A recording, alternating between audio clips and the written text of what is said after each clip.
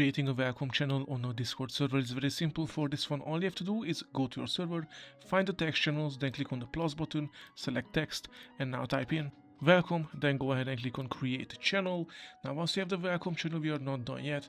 We have to go to your server settings right here, then go to app directory, go to moderation and tools, and you should find Dino right here at the top. Click on it, click on add app, visit site, and once you're here, go ahead and click on select server and select your server. Click on continue, authorize, select I am human, and now you should see this screen right here.